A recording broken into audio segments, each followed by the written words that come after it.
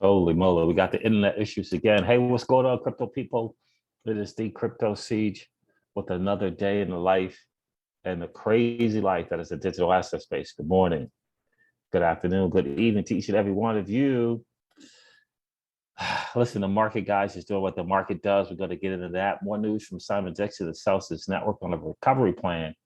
They got a Chapter 11 Telegram group as well to share ideas. Highly recommend that you check that out. For sure, I get more and more excited about the recovery plan as for sure the best viable option available at the moment. Celsius hearing on Monday, first day meeting. Alex Mashinsky, I'm sure will get you a chance to share with the court. That is going to be interesting. I'm not sure if he'll lay out any plans or if he has plans, but we'll see how that goes. The market doing what it does. Rosalind Layton just laid it down on the SEC.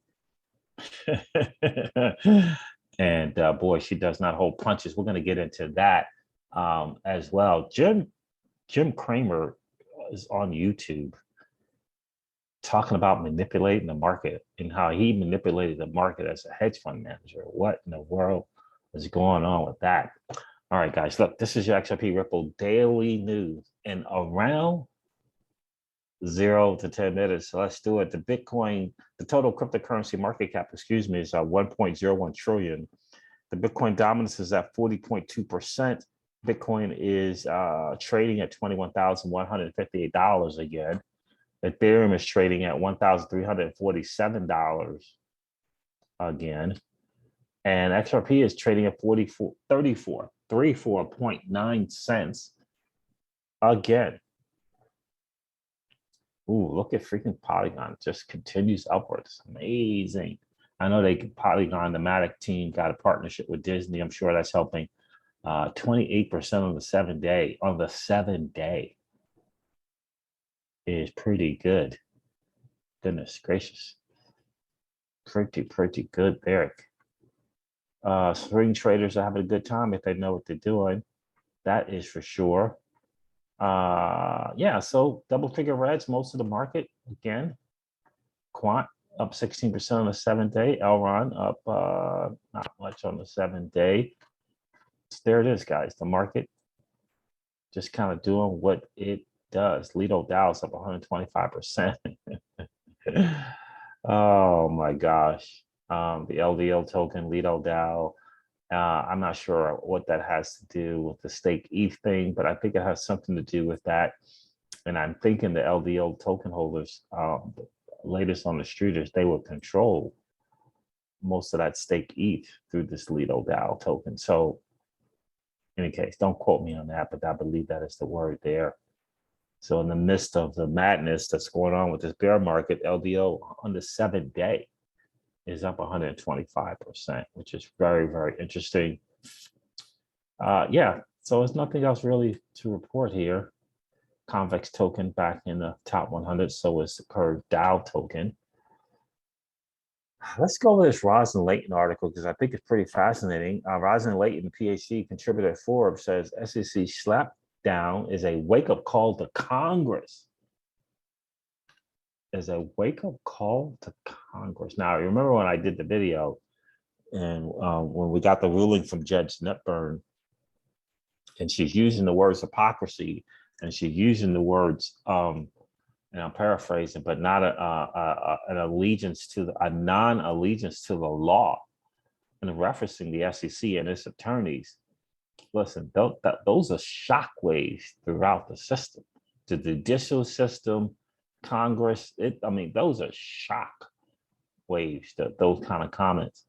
And you better best believe that Congress are going to highlight this in their upcoming meetings with the SEC.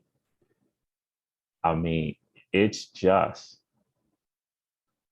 not a great look.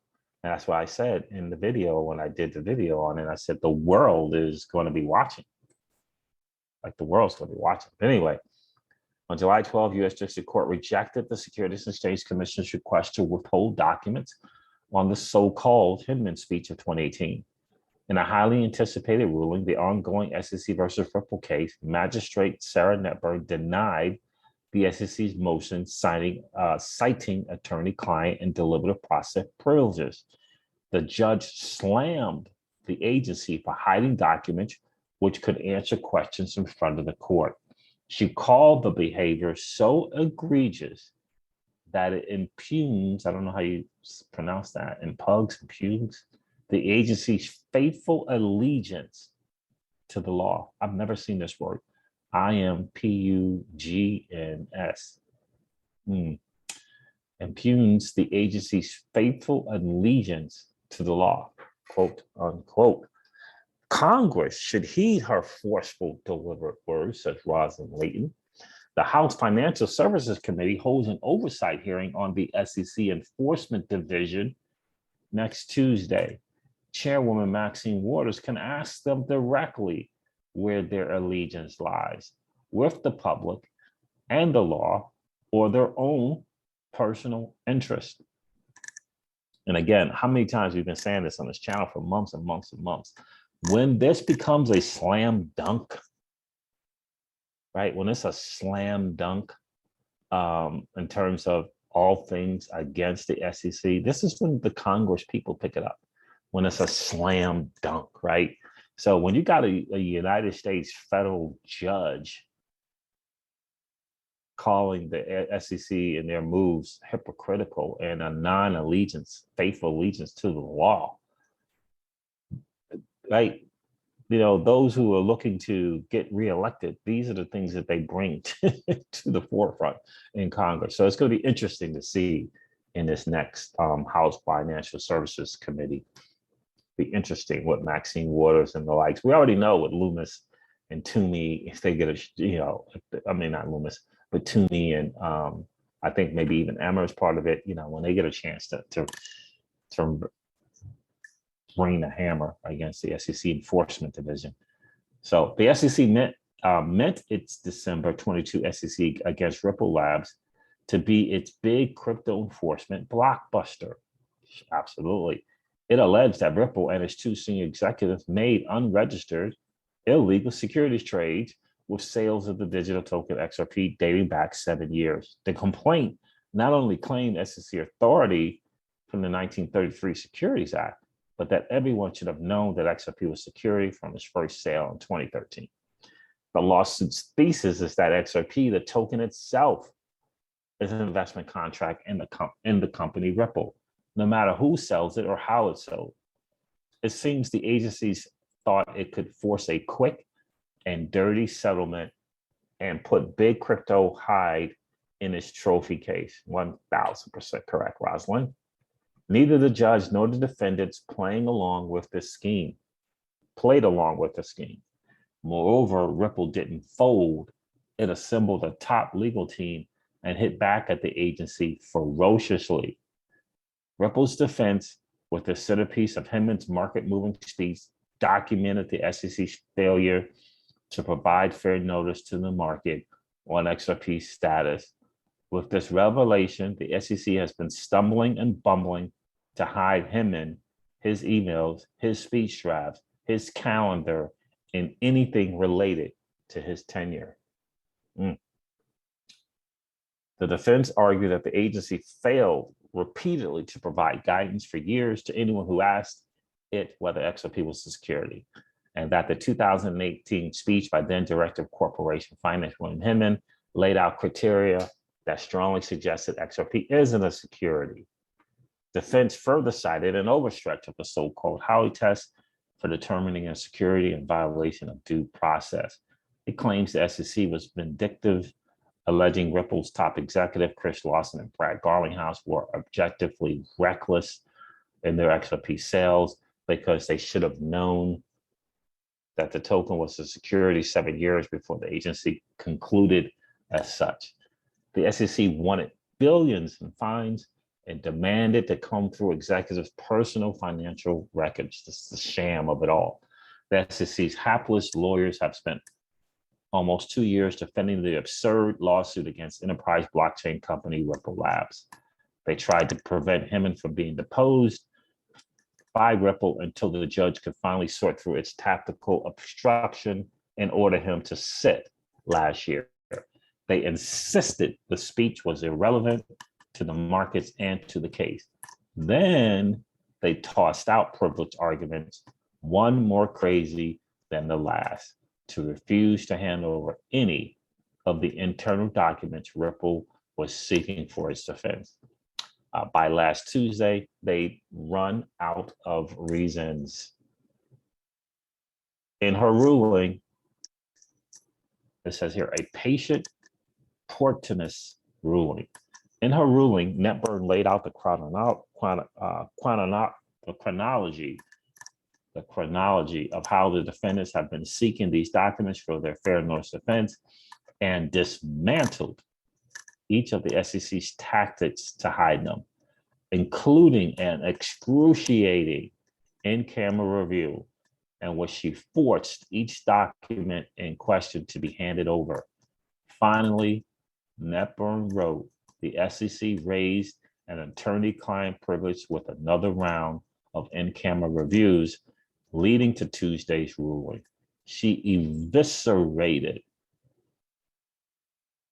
the attorney-client nonsense and launched a carefully aimed rocket at the agency. Judge Netburn has endured, that's the one way of putting it, has endured the agency's pre-trial antics, biding her time for ammunition for the blistering ruling she issued last Tuesday.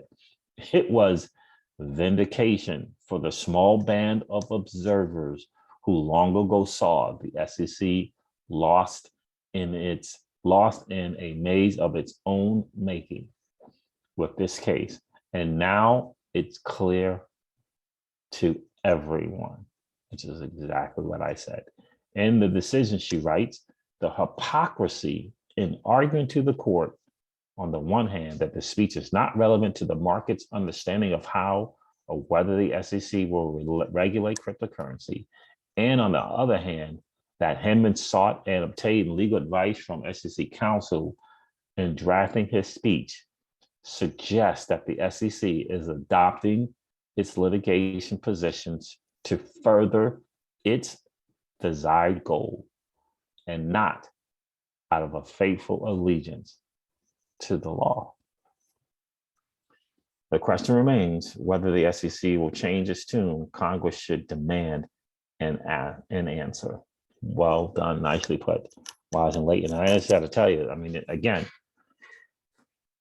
everyone is watching. I do find it very, very interesting to see Gary Gensler saying now that, disclosures in crypto and SEC, securities companies or businesses that may have a security as their native asset, disclosures can be tempered in a way and adopted in a way that's different than the stock market disclosures. So, a few months back, we said he was going on his the losing tour, right? He was going to start going on this tour and changing his stances on a lot of stuff because he's losing. He's losing in the SEC versus Ripple case. He's losing and gaining traction on the SEC being the predominant player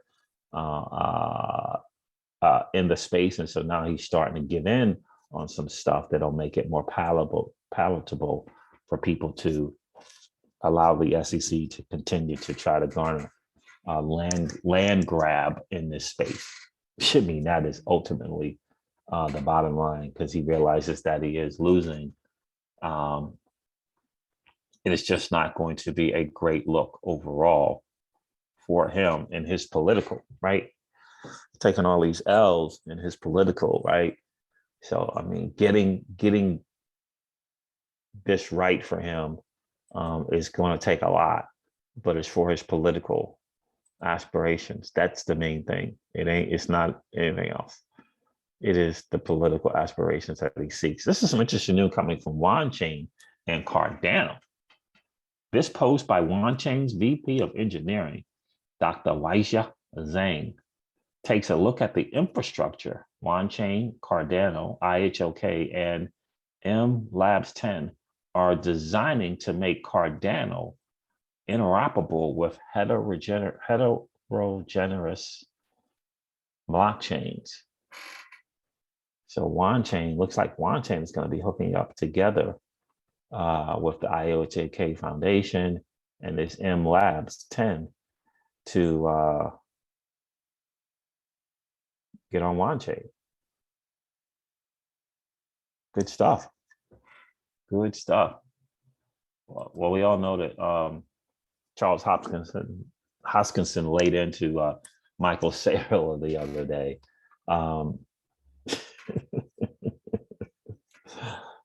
Charles is a really smart guy. Here's something from Ken.com. It says, end of the U.S. empire, question mark. It says here, I told you what would happen before the U.S. proxy war started. Russia is winning. Putin's strategy to weaken the U.S., NATO, and EU plays out as predicted. The no-gas EU winter will collapse global markets and ring in a new multipolar order. BRICS plus U.S. dollar dominance ends.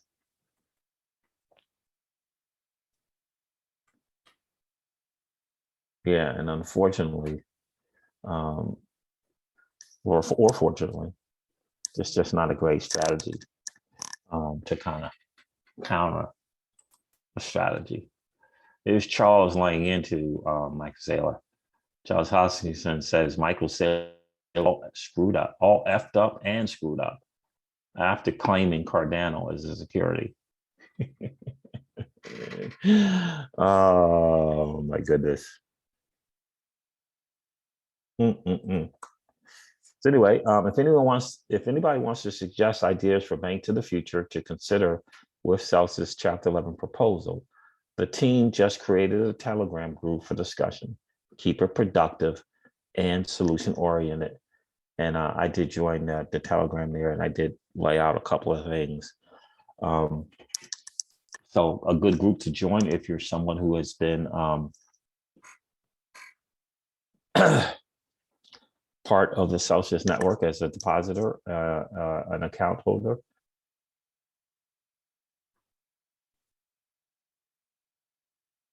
Maybe someone's asking a question here. Is it a good idea to instead liquidate or mature loans to ask the customer when they want to extend the loan? The interest goes from 1 to 10%. I know I would agree because I put some loans in at 50K, says this person here. This is inside crypto. Because I put some loans at 50,000. So when I close it now, it costs me a lot of Bitcoin. And I think I am not the only one.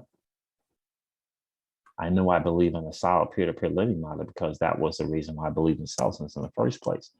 If Simon Dixon pulled this off, I know I want to invest in this too.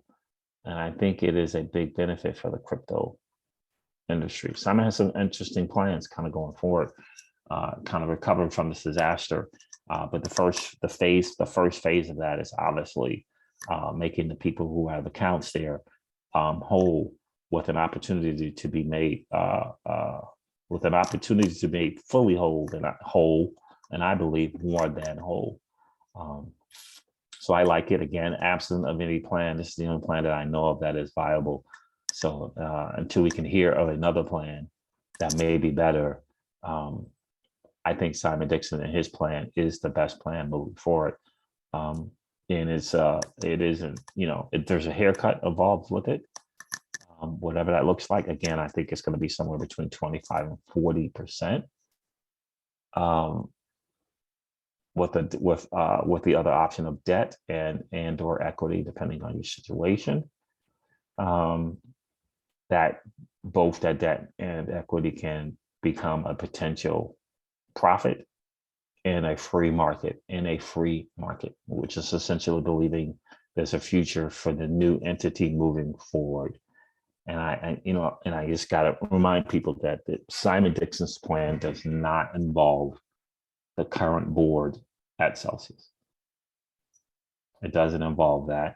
And his belief is the brand is toast, it's history. So what I am doing is I am saying that what if there isn't a better plan? What if the Chapter 11 and TradFi gets a hold of it?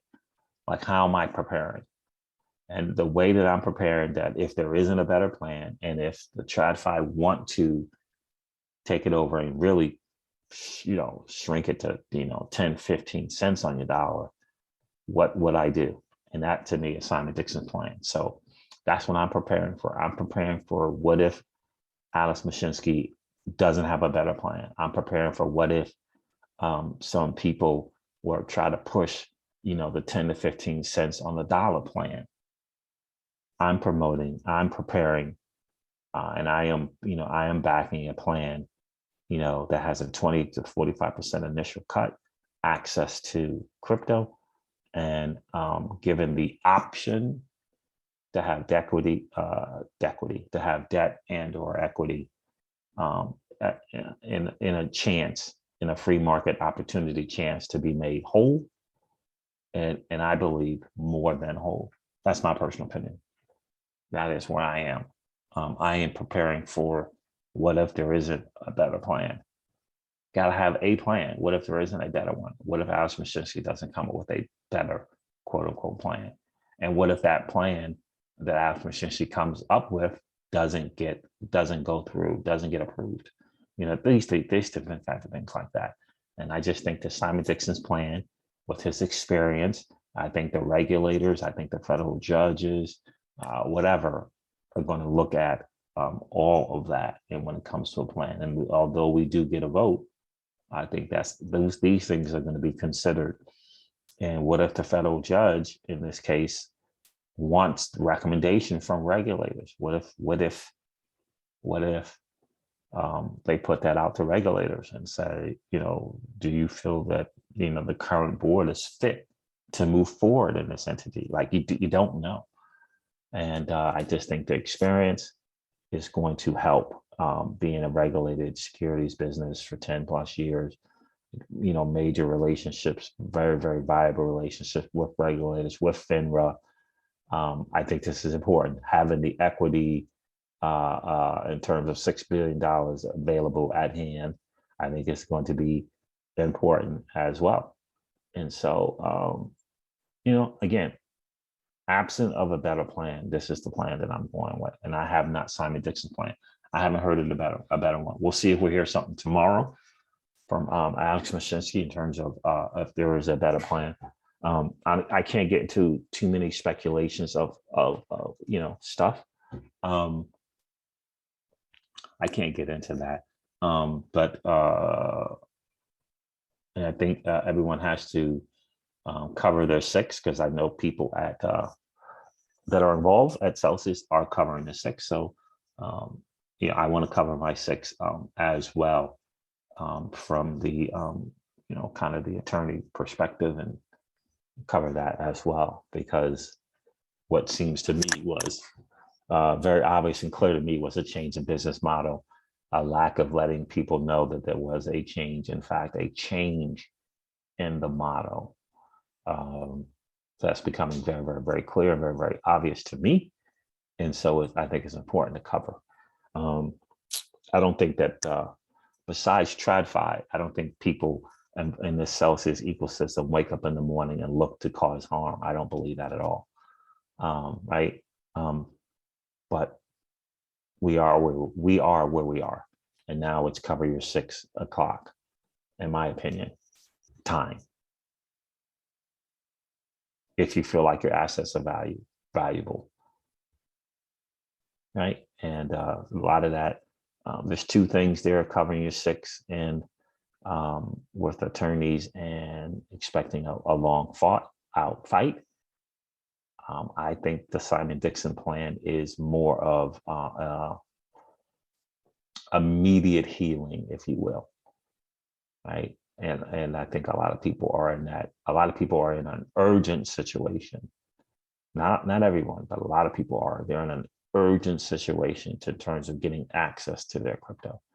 And I think Simon's plan, absent of any plan that I have not heard of any other plan, provides that kind of relief in being able to get access to your funds quicker, again, with an opportunity for debt upside in owning debt and equity upside in owning equity. Both of those come with risk of downside, right? But at least you get the haircut, you get access to your crypto. I'm gonna say it one more time. Absent of another plan that might come from the Mashinsky camp, might come from whoever the people that Simon Dixon has reached out to, who Simon said, if you can come up with a better plan, please let me know. Absent of that, I'm going with Simon Dixon, and I would encourage everyone to get involved, to do your homework, do your research. We can always cross our fingers and we can always pray, but this is cover your six type situation, in my opinion. So, all right, guys, look, I am going to end this video like I do all of my videos, and remind you guys of this.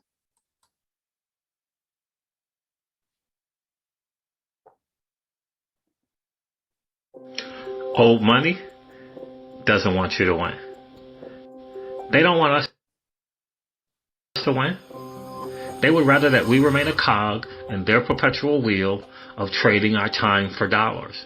They don't want us to play in the same playground that they play in, where we allow our money to work for us.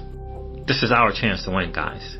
The digital asset space is our chance to win.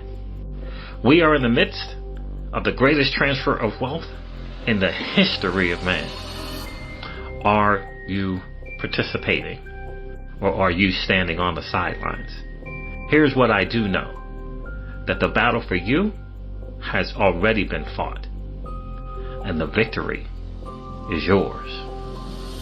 Go get it.